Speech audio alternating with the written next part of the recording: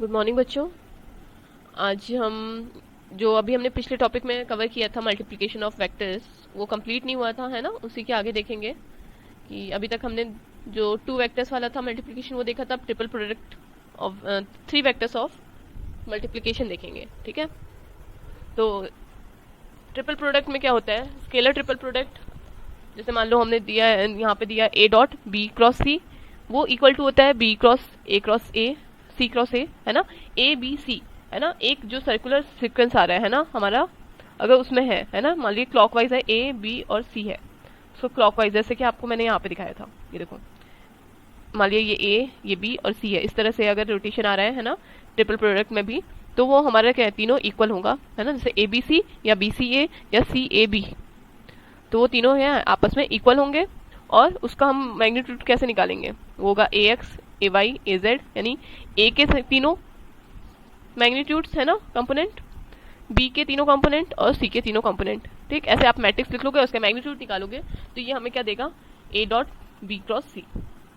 ये हमारा होता है स्केलर ट्रिपल प्रोडक्ट। तो यहाँ पे स्केलर इसीलिए कह रहे हैं क्योंकि यहाँ पे सिर्फ और सिर्फ मैग्नीट्यूड देता है, डायरेक्शन नहीं आता है रिजल्टेंट में, ठीक है।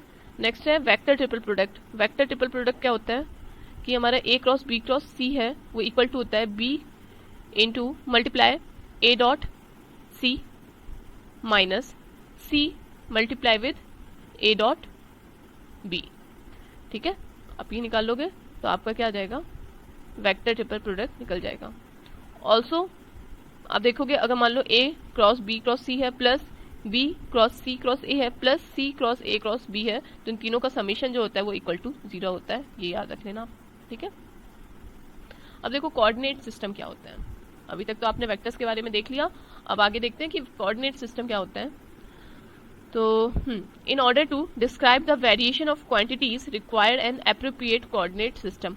जो हमारी क्वांटिटीज आ रही है ना, एक्स डायरेक्शन में, चाहे वाई डायरेक्शन में, चाहे जेड डायरेक्शन में, है ना, या किसी भी डायरेक्शन में कह लो, है ना। एक्स वाई जेड तो कार्टेशियन हो गया, आप किसी भी डायरेक्शन में वेरिएशन को देखने के लिए, क्वांटिटीज का वेरिएशन को देखने के लिए हम क्या देखते हैं, कोऑर्डिनेट सिस्टम देखेंगे, है ना। हमें रिक्वायरमेंट होती है किसकी, एक एप्रोप्रिएट कोऑर्डिनेट सिस्टम की। तो बेसिकली हम 3 टाइप के कोऑर्डिनेट सिस्टम के बारे में पढ़ेंगे, ठीक है। अ पॉइंट और vector can be represented in any curvilinear coordinate system which may be orthogonal और नॉन ऑर्थोगोनल। ऑर्थोगोनल और नॉन ऑर्थोगोनल का क्या मतलब है यहाँ पे, कि ऑर्थोगोनल मतलब तीनों आपस में कैसे हो, परपेंडिकुलर हो, म्यूचुअली परपेंडिकुलर कोऑर्डिनेट सिस्टम होगा तो उसे कहेंगे ऑर्थोगोनल। और तीनों अगर म्यूचुअली परपेंडिकुलर नहीं है तो उसको कहेंगे नॉन ऑर्थोगोनल। तो चाहे ऑर्थोगोनल हो चाहे नॉन ऑर्थोगोनल हो, हमें रिप्रेजेंटेशन ऑफ वेक्टर के लिए हमें क्या चाहिए होता है, कोऑर्डिनेट सिस्टम के बारे में पता होना चाहिए, कि ताकि हम अपने वेक्टर को उस कोऑर्डिनेट पर्टिकुलर कोऑर्डिनेट सिस्टम में क्या कर सकें, रिप्रेजेंट कर सकें। तो हम यहाँ पे 3 टाइप के कोऑर्डिनेट सिस्टम पढ़ेंगे। एक तो होता है पहला कार्टेशियन, जो सबसे बेसिक है ना, इसको रेक्टेंगुलर कोऑर्डिनेट सिस्टम भी कहते हैं। एक्स वाई जेड ये पॉइंट्स हम इससे शो करते हैं, ठीक है। ये हमारा ऑर्थोगोनल कोऑर्डिनेट सिस्टम भी है, याद रखना, क्योंकि एक्स वाई जेड आपको पता ही है कि तीनों कैसे होते हैं, म्यूचुअली परपेंडिकुलर होते हैं। और सेकेंड है सर्कुलर सिलेंड्रिकल कोऑर्डिनेट सिस्टम। यहाँ पे देखो, एक हम इमेजिनरी सिलेंडर मानते हैं जिसमें हमारी रेडियस जो होती है सिलेंडर की वो रो पॉइंट है ना, पहली क्वांटिटी रो लेते हैं। सेकंड है फाई, जो कि हम अभी आगे आप देखोगे तब आपको ज्यादा समझ में आएगा, फिलहाल के लिए याद रख लो पॉइंट्स क्या क्या होते हैं यहाँ पे, रो फाई और जेड।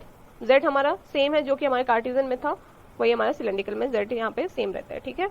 और थर्ड है स्फेरिकल, इसमें पॉइंट्स होते हैं आर, वेरिएबल जो है हमारे आर, थीटा और फाई। चलो अब आगे देखते हैं एक एक करके इन तीनों कोऑर्डिनेट सिस्टम के बारे में कि होता क्या है। तो पहला है कार्टेशियन या रेक्टेंगुलर कोऑर्डिनेट सिस्टम।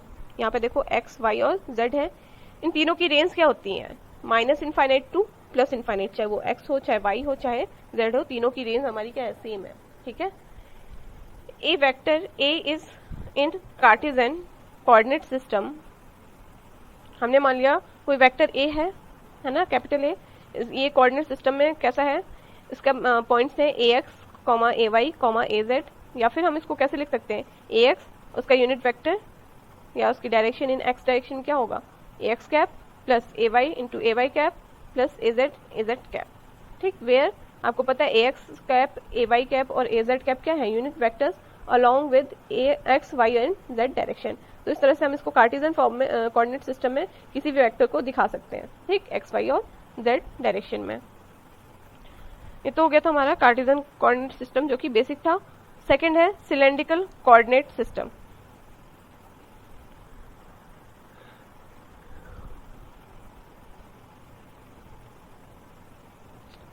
देखो सिलेंड्रिकल कोऑर्डिनेट सिस्टम में क्या है, ये हमने मान लिया एक पार्ट ले लिया किसका, सिलेंडर का ही है ना, ये देखो ऐसे कंप्लीट होता, ठीक, लेकिन हमने मान लिया ये एक पार्ट लिया हमने, एक्स वाई जेड है, ठीक। इसमें देखो ये हमारा रो क्या है, रो पॉइंट जो है वो हमारा रेडियस है जो कि हमारा 0 टू इनफाइनाइट हो सकता है, ठीक। इसकी रेंज देख लो आप यहाँ पे, इसीलिए 0 टू इनफाइनाइट है।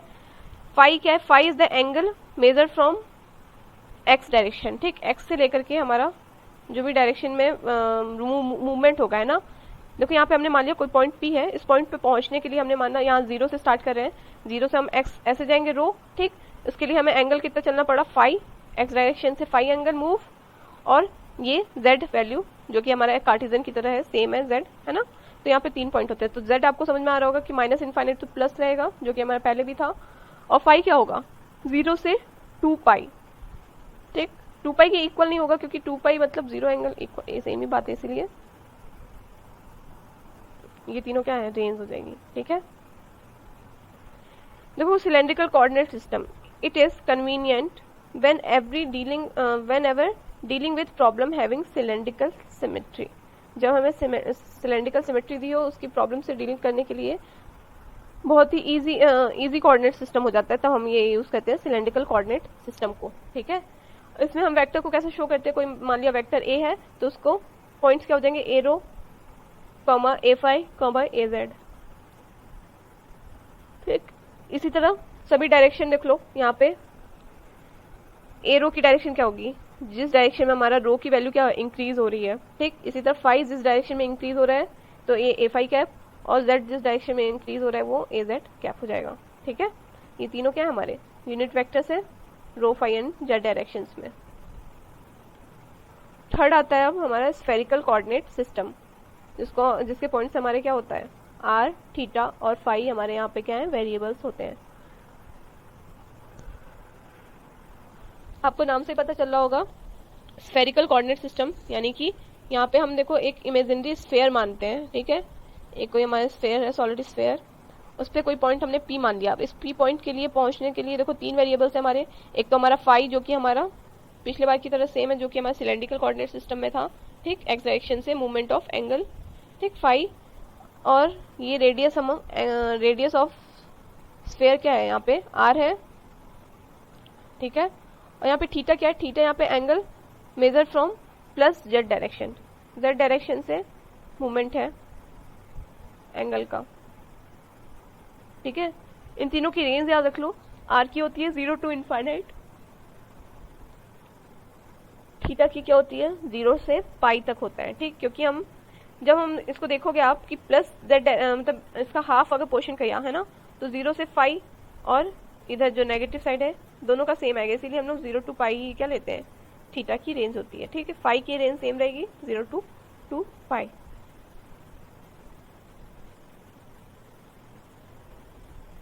अब देखो आर क्या है, यहाँ पे देख लो चाहे तो, R radius of imaginary sphere passing through the point P, ठीक है, वही मैंने बताया आपको।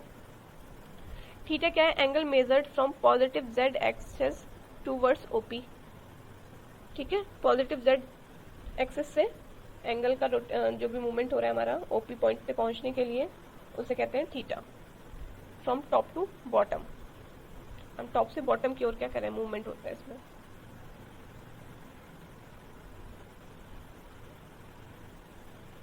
फाई क्या है, सेम है सिलेंड्रिकल सिस्टम, जो सिलेंड्रिकल सिस्टम में था, प्लस एक्स डायरेक्शन से मूवमेंट था, है ना, एंगल का ओपी पॉइंट पे पहुंचने के लिए।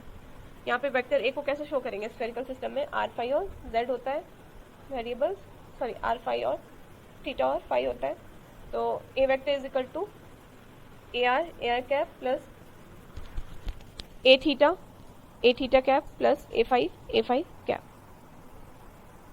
तो ये हम तीन टाइप के हमारे कोऑर्डिनेट सिस्टम है। इसके आगे हम देखेंगे इन तीनों का आपस में कन्वर्जन कैसे होता है। ठीक, जो जिस टाइम पे हमारा कन्वीनियंट होगा हम उसको यूज करते हैं। तीनों हमें पता होना चाहिए, इन तीनों का कन्वर्जन भी पता होना चाहिए। ठीक है, इसमें न्यूमेरिकल भी बहुत सारे आते हैं, आप देख सकते हो, है ना। आगे बाकी मैं करवा लूंगी कुछ न्यूमेरिकल्स, तो आपको क्लियर हो जाएगा। Okay, thank you.